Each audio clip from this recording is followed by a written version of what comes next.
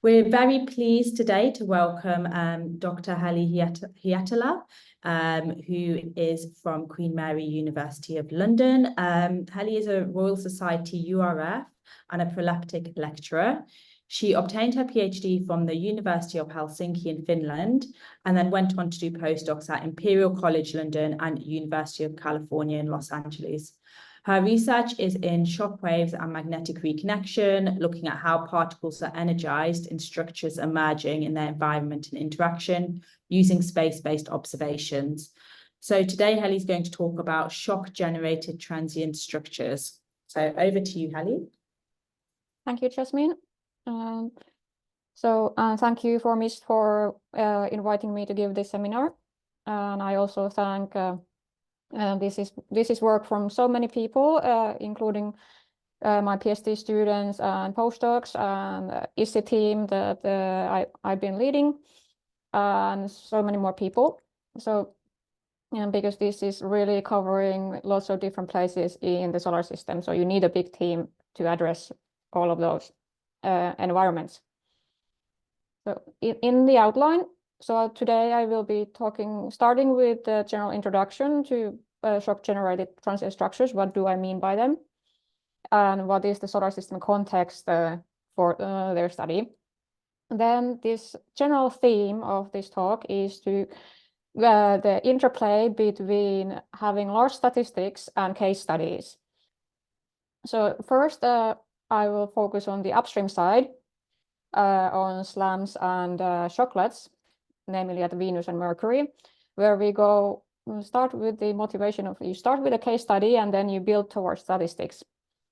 But then the second part, we are looking at the downstream of the shock, looking at in particular magnetosheath jet formation and properties.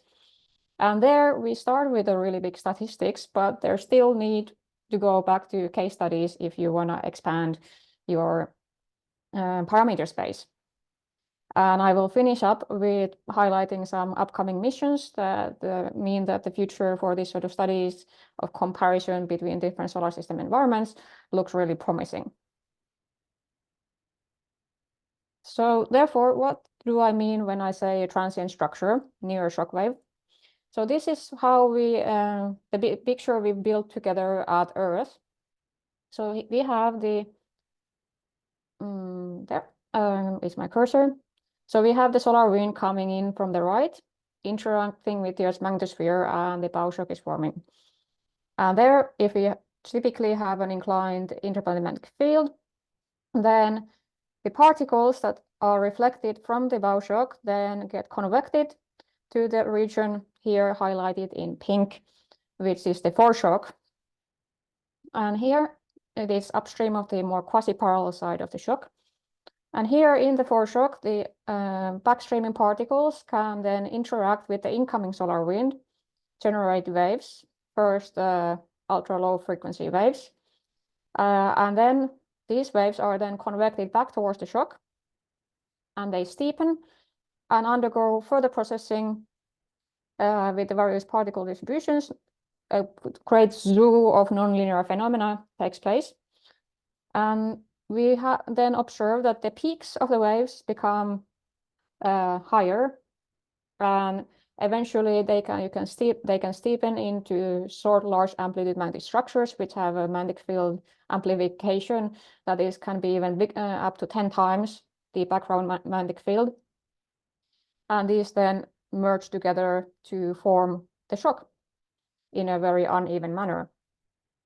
But also the troughs, the dips get deeper, and they become even less dense in terms of plasma, and the hotter. So we have formation of cavitons, and then right at the bow shock, these can disrupt the whole bow shock surface, causing a spontaneous hot flow anomaly, where you actually have flow back towards the sun from the downstream side. So this is what happens intrinsically, even if there is no variations in the upstream side in the solar wind. We know this from simulations that don't have any turbulence or discontinuity whatsoever in the upstream side. These structures that are transient, localized both in space and in time, they all happen in that sort of simulation. But on the other hand, we know that the solar wind is not smooth and laminar. There are various discontinuities.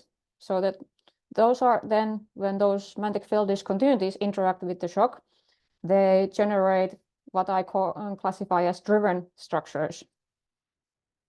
So examples of these are the hot flow anomaly. This is now the driven hot flow anomaly when you have, say, a tangential discontinuity in the solar wind where magnetic field is oriented in different ways on the two sides of the plane. When this discontinuity then intersects the bow shock, and if its magnetic field happens to be in a way that the convective electric field points towards the discontinuity from both sides, then all the reflected particles from the shock start focusing on this discontinuity, and that then makes it, as the name says, hot. And that sort of cavity can also disrupt the whole bow shock, making then the flow anomaly, the sunward flow within the structure, even though the rest of the solar wind, of course, flows towards the Earth. This sort of hot core structure, of course, decreases the pressure that you have on the upstream side, and this will cause then the magnetopause to bulge outwards. And this bulge will then move along the bow shock and the magnetopause as the structure, the underlying driving discontinuity, is swept across the system. So another kind, a similar kind of driven structure is a force shock bubble, which is a discontinuity then starts sweeping up the force shock particles already here when it's not connected yet to the bow shock. But that's effects are sort of similar to the hot flow anomaly, though there can be, or we think they are more global than the slightly more localized hot flow anomaly. Then this is how we think these features develop at Earth. It doesn't necessarily have to be exactly the same in other systems. But first, why are we interested in this sort of transient structures near shocks? First of all, general interest in shock waves is driven by particle acceleration. Shocks are known to be a good accelerators of energetic particles in the universe. The in situ studies that we have done at Earth and now at other planets point to that the traditional picture where you have just the main shock wave being the accelerator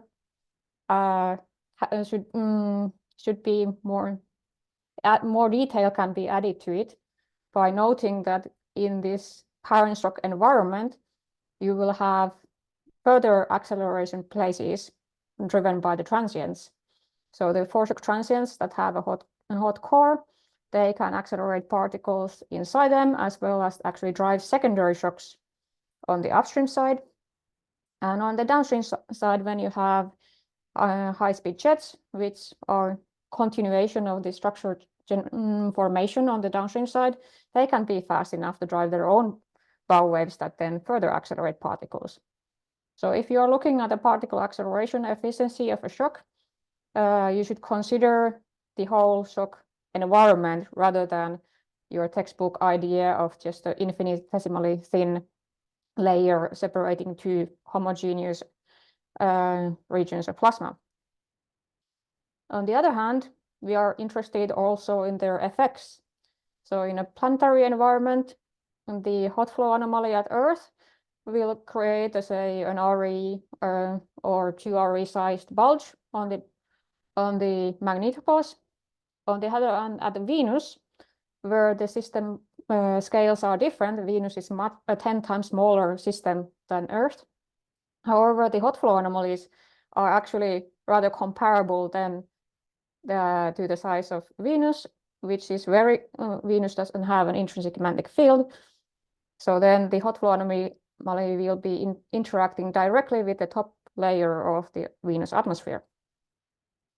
And we then think if we can understand these systems well enough, we should be able to forecast how they behave in different environments. And there has already been work by a number of people, for example, on this size of a hot flow anomaly versus system size. So the bigger the system, and the bigger you have the hot flow anomaly. Note, however, that there's also, when you compare different solar system planets, the further out you go, you have an increase in solar wind Mach number. So these two effects, system size and the Mach number, should be disentangled in some way. So let's look at that more. So if we look at transient structures in different solar system environments, and then we can place the different planets on this Mach number versus plasma beta plot. And as I said, Mach number increases towards the as further out in the solar system you go. So the interplanetary shocks typically have relatively low Mach numbers when they are at 1 AU, and the inner planets of Mercury and Venus have slightly smaller Mach numbers than Earth. But then when you go up to Saturn and Jupiter, you can have Mach numbers up to 100 for the bow shocks. So typically, we tend to think of these environments in these almost isolated boxes, with Earth here at the center. However, as we know from Earth observations, the solar wind is highly variable. So even if this represents the typical range of solar wind conditions at a given planet, this is not the whole story. So if we take 11 years, a whole solar cycle observations of upstream conditions at Earth, let's see what happens in terms of how big part of the parameter space can we actually fill. So here, now all of this, this is a map of the Omni measurements over the 11-year solar cycle. At Earth, we can see that yes, most of the observations are here where I have the box that noted Earth. However, we have this wide spread of both plasma beta and Mach number conditions. So even at Earth, you can sometimes have an hour of Mach number 100 conditions. Equally, you can go to lower than typical 10. So we should also then think that something that is typical for Earth may not be typical for another planet, but something that is rare, for example, extreme space weather event, might be the nominal condition at another planet. So this sort of comparison can feed back and forth in terms of understanding the physics in terms of these underlying universal parameters. Of course, all of these environments have their differences, system specifics. So I also already noted the system size. So they are intrinsically different size. Earth is 10 times bigger than Venus, and then interplanetary shock is 100 times bigger than Earth. They also have different magnetizations. They have different sort of exospheric ion compositions. Different, for example, at Mars, the exospheric pickup will affect the processes that are going on. But if we use this whole solar system as our laboratory, we have access to various different comparative points. So when we started with my ISI team of comparing the foreshocks across the solar system 5 years ago, we started by making a table of where have different transient structures been observed in the different solar system environments. So this is the table we made before we started. Here at the top, you see the various different shock environments where we have had in situ observations. And here on the y-axis are various different foreshock structures and also downstream jets. And here Earth is in the middle. That's where we have recognized originally all of these phenomena.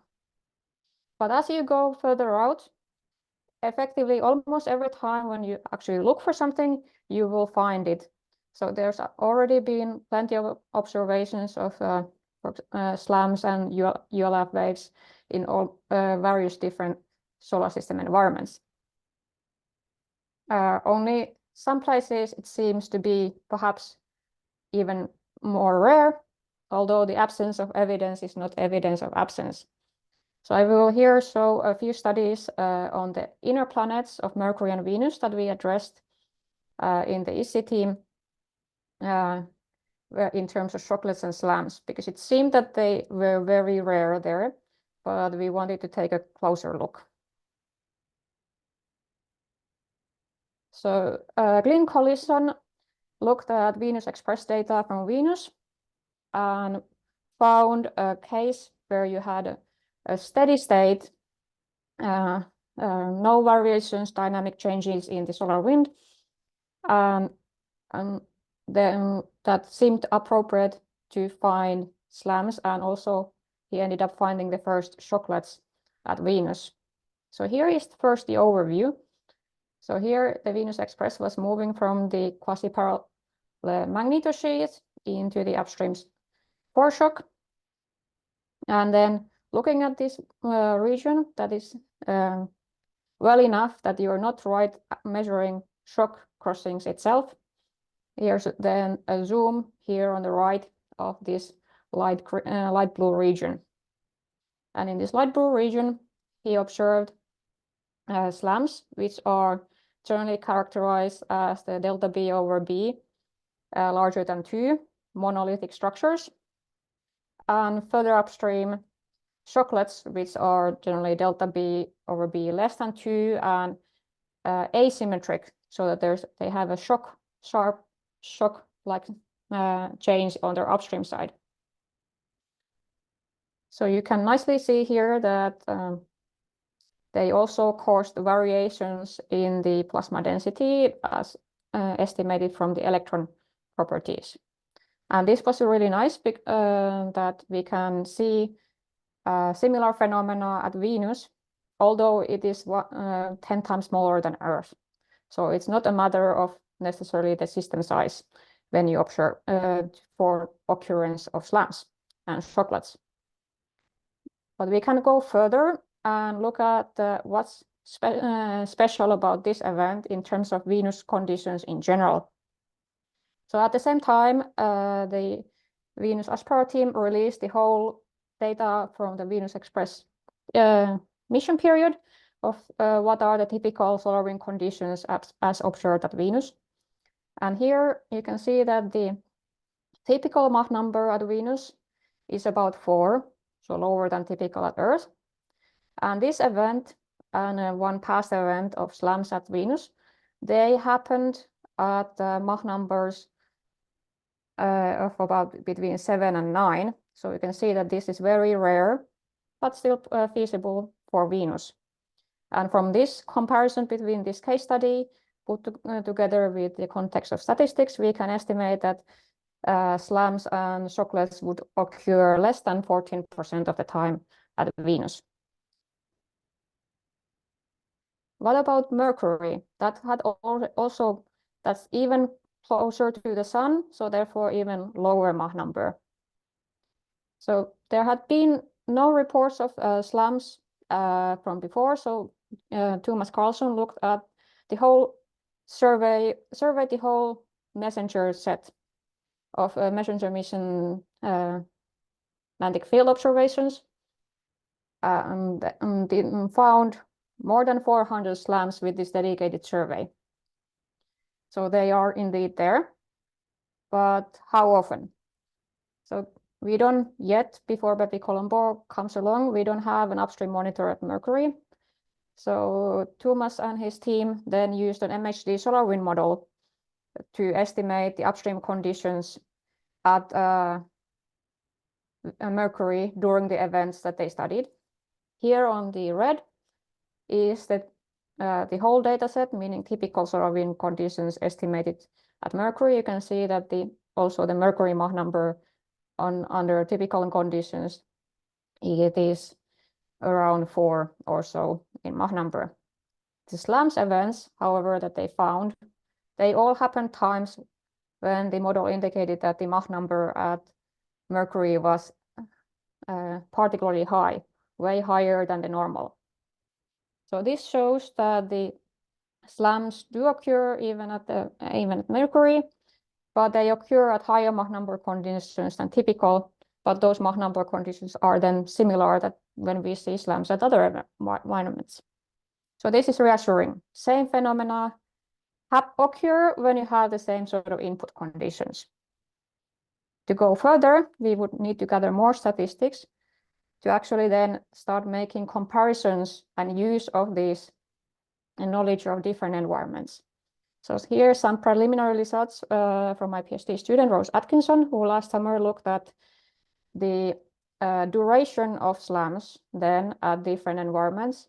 Going from here is the red at Mercury with the higher magnetic field magnitude, then all the way to Saturn, what has been reported in literature.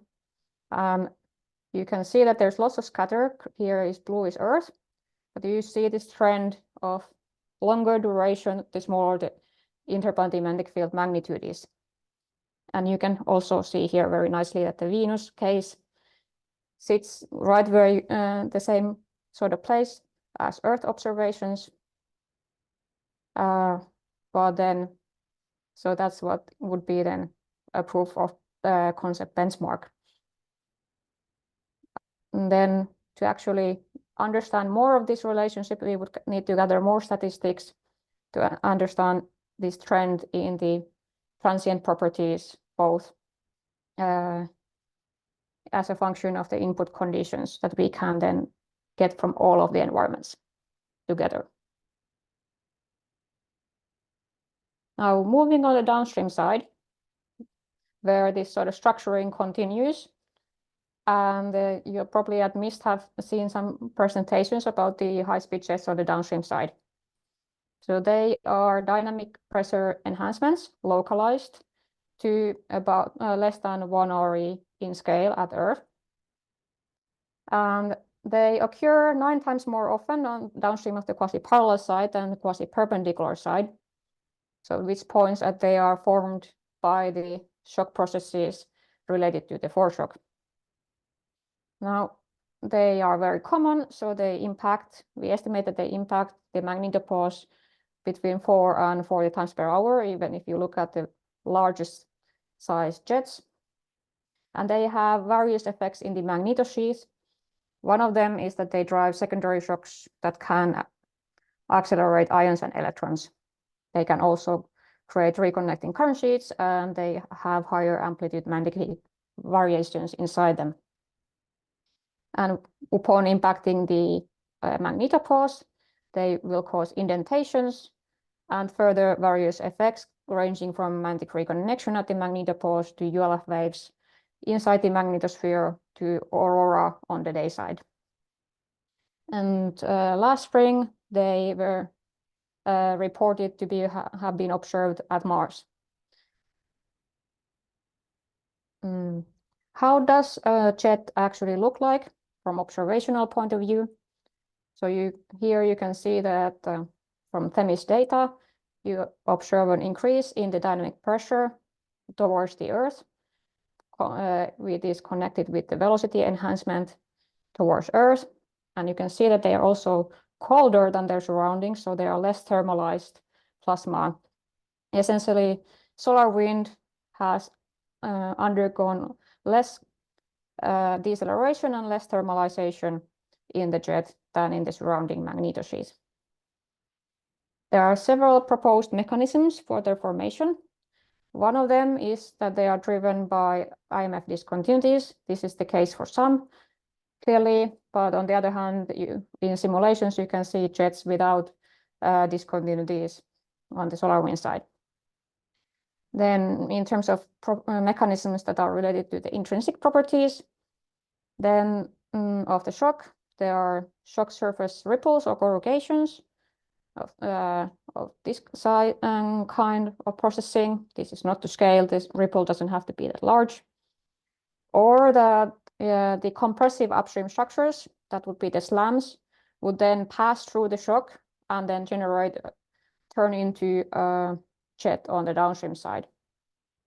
Recently, a third option is that in the shock reformation process, as the shock forms and reforms, is a possibility that the piece of less processed solar wind gets trapped in between two shock fronts and then is seen as a jet on the downstream side. This was observed by MMS. So can the statistics, to which we have a lot of at Earth, can they give us an idea or constraint of what sort of formation mechanisms would be most relevant? So Adrian Lamoury looked at a large THEMIS data set of over 13,000 jets and was able to tease out constraints on under what sort of solar wind conditions do they form. So this is quite a lot of histograms. So I will turn your attention to the green ones. That is now the normalized distribution of occurrence for jets. And here we have the well-known relationship between the IMF cone angle, meaning that the jet occurrence is highest when the cone angle is smallest, meaning that the subsolar magnetosheath is downstream and quasi-parallel. However, Adrian, with a large dataset, was also able to see that there's new dependencies on the IMF magnitude. So smaller magnitude means higher jet occurrence, and some smaller dependencies in velocity and density. But these then translate to the preference for high Mach number and high beta. Seeing this then spurs the question of how do different solar wind large-scale structures like CMEs and SIRs affect jet formation, because those have varying conditions inside them. Florian Köhler looked at this also with THEMIS statistics. So he compared the jet formation during high-speed streams and CMEs. And he found that during SIR and the following high-speed stream, the jet occurrence increases by 50%, which can be understood by the high solar wind speed region of the high-speed stream. On the other hand, he found that during a CME, the jet occurrence decreases by 50%. And that is mainly due to the enhanced magnetic field, enhanced density. Even though the speed is high, these are not enough to counteract the effect of the magnetic field magnitude. So this then points at how the larger scale storm time conditions would affect jet occurrence.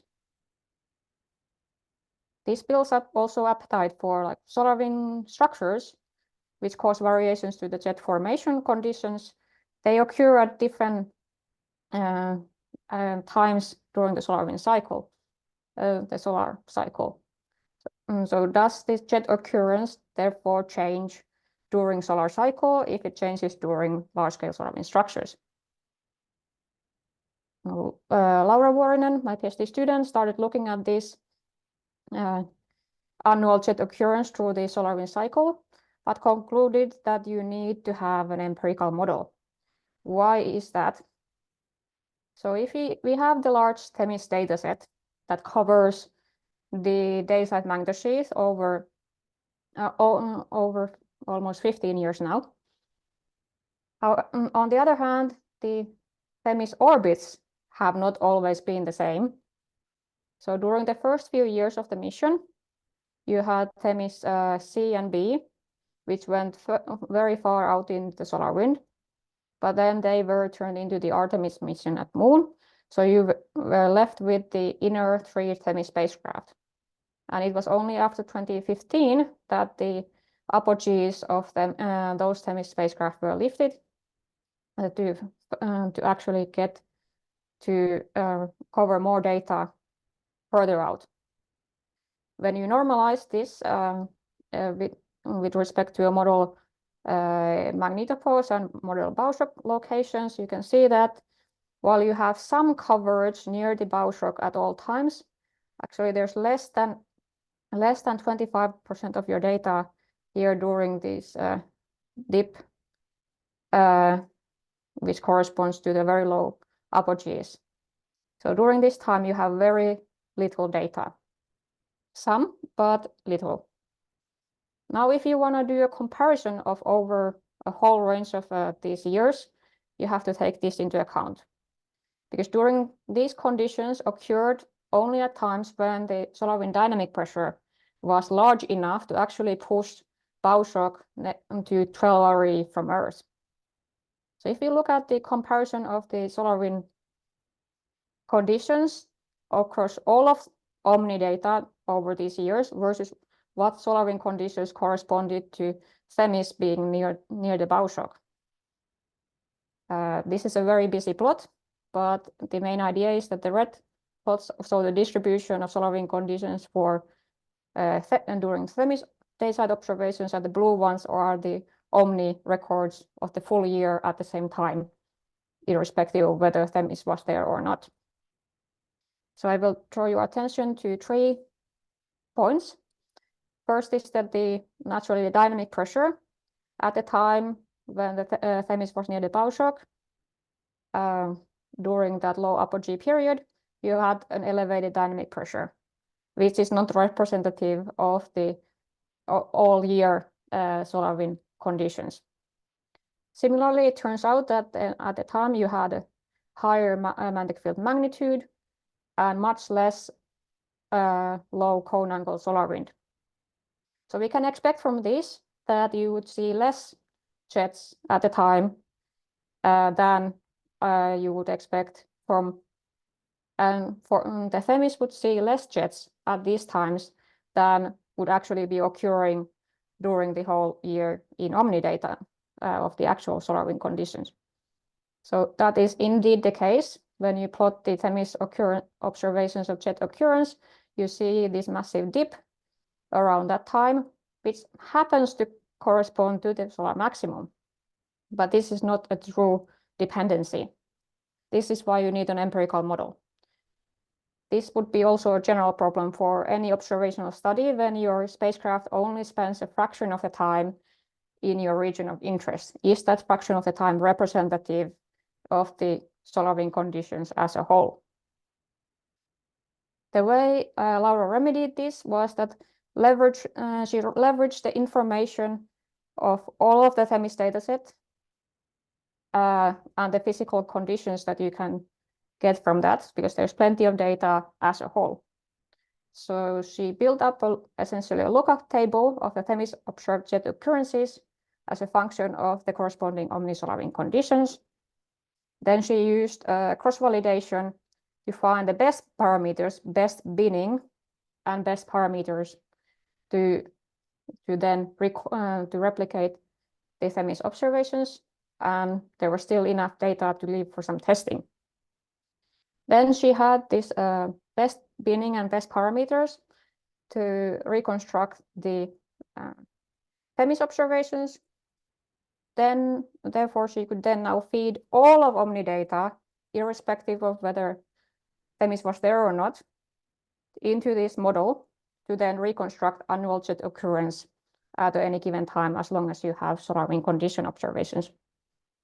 And she found that the jet occurrence is actually rather steady throughout the solar cycle, except there's maybe a 20% decrease during the solar wind maximum conditions when you have the most CMEs, but it recovers, bounces up quickly during the declining phase when you have more SIRs. So this now shows that the power of statistics of finding the actual empirical model to predict jet formation. I alluded at the beginning that I would also be looking for jets downstream of interplanetary shocks. So I showed that we have these massive statistics from Earth. What more would we need in another environment? So I have to be specific in my question of what is exactly what we need from another shock environment. Well, first of all, while we're doing these statistics, we found that at Earth, the conditions of Mach number less than 5 and plasma beta less than 0.5 are actually very rare. Even in these large, over a decade Themis dataset, there's only a few hours of data that go into these bins. And you can see from here that it appears that the quasi-parallel jet formation is rather steady for Mach numbers as long as it's larger than 5, but we cannot be entirely sure of this dependency because we have so little data here at these low Mach number, low beta conditions. So, but interplanetary shocks, yes, as I said earlier, they have lower Mach numbers and low plasma beta conditions, so we could use those to address this region in parameter space. The other reason to look for interplanetary shocks is that there's multiple proposed generation mechanisms for jets, which generally fall into 2 categories. One is the shock non-stationarity, and the other one is the transmission of force compressible structures. From the table at the very beginning, we have found that these force compressive structures are exceptionally rare at interplanetary shocks. We haven't really found any. So therefore, if you could have found jets on the downstream side of interplanetary shocks, that would be interesting because you didn't have any compressive structure on the upstream side. All right. We have to be careful when we go to a new environment. You cannot go straight on and use the same methods as you use for example, Earth to find them. So first of all, the jet selection criteria that is generally used for Earth is that the dynamic pressure ratio, so the dynamic pressure in the magnetosheath measured in the spacecraft frame, is larger than twice the upstream solar wind dynamic pressure.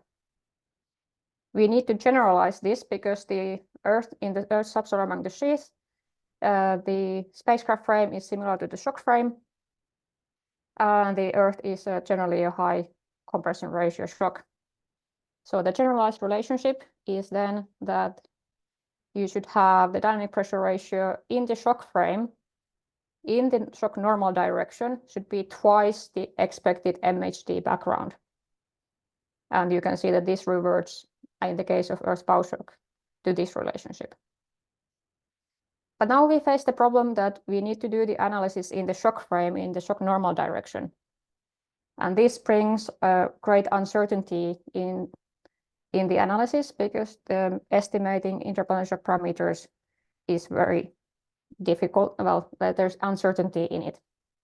We quantify this uncertainty by using SurveyShock tools, by using several different estimates for the shock parameters from the observations. And this gives us the way to quantify the uncertainty. Finally, when you are in a downstream region of an interplanetary shock, the solar wind is going past you at least 700 kilometers a second, then your expected jet duration in the data ends up being only about 3 seconds. This places a constraint on the sort of plasma measurements you need in order to see jets. So we ended up using the WIND spacecraft because it has a high plasma cadence and large database of interplanetary shocks, and it's not generally affected by the Earth's foreshock. So finally, we looked at, in this study, 3 cases. The first one is exceptionally strong interplanetary shock. It has a similar Mach number as the Earth's bow shock. That's the benchmark case. Does the method work? The other 2 cases are now trying to look into this new parameter regime of low Mach number, a low beta range. And in the interest of time, I will show you only one of the low Mach number cases. So here's an overview of the benchmark case for interplanetary shocks. This was the unusually strong quasi-parallel case. Here are the general shock overview. And I draw your attention to the lowest panel, where this now shows the dynamic pressure in the shock frame in the shock normal direction. And the jet diagnostic was that that blue dashed line. And here I will highlight in light blue the peaks, the enhancements, the jets that we found. Now zooming in here, we can now see that in the downstream region of the interplanetary shock, we found these dynamic pressure pulses that go across the jet threshold. They also feature an enhancement in the flow away from the shock, just like the jet, and they are colder than the average downstream, and they don't feature large variations in the magnetic field. So this is all similar to what we see at Earth. So this builds confidence in the method. Now, extending that to low Mach number, low plasma beta conditions, this was a beta of 0.07. So here's the overview, where it looks like relatively typical low compression ratio interplanetary shock. And here again is the jet threshold. But the main thing that pops out is that there actually is dynamic pressure variations already on the upstream side, which seems to be propagating to the downstream side. These dynamic pressure variations on the upstream side, however, are not related to compressive waves. There's some compression, but these are not delta B over B over 2 compression structures. Rather, these are transverse waves that then move the plasma back and forth, resulting in a low beta environment in dynamic pressure variations. Zooming on the downstream side, we see also now the similar sort of behavior of these pulses, which are colder than the average downstream, and they are not purely variations in density. We can now leverage again the statistics we have at Earth to compare with the case studies of the interplanetary shock, and we can see if you look at only the low Mach number cases from the magnetosheath, we can see that their size is very similar to the corresponding interplanetary shock jets. The dynamic pressure ratio is similar, and also the velocity enhancements are very similar. The main difference is that at Earth, we are limited to seeing jets up to 200 ion inertial lengths away from the shock, because you have the magnetosphere there. At interplanetary shocks, we observe these to be way further down from the shock than would be possible at the planetary case. There's no clear compressive structures upstream, but in principle, shock ripples and reformation have been observed to operate also at interplanetary shocks, so those could be the formation mechanism for the jets we see here. And also the new mechanism would be the simple transmission of transverse waves. All right, finally, to sum up, I hope I have convinced you that the solar system shock environments, each of them is unique, but they are not in isolation of each other. The structures, like slams, shocklets, downstream jets, they form at the same upstream conditions at all the places we've looked at, which is reassuring in terms of that we are starting to understand the physics. And we can then use large statistics to study trends and build empirical models of their formation. However, you need different environments together in order to actually then expand the parameter range to its maximum. The future looks bright because we are now going to have upcoming multi-point missions also at planets. So Bepi Colombo will arrive soon. It will have 2 spacecraft observing Mercury, and Escapades should 2 spacecraft mission towards Mars should launch, I think, later this year. For Earth, we have Helioswarm is being built, and that will offer even larger statistics of it's 9 spacecraft, and hopefully we will get also on the ESA side plasma observatory. I thank you for listening, and I hope you have some questions.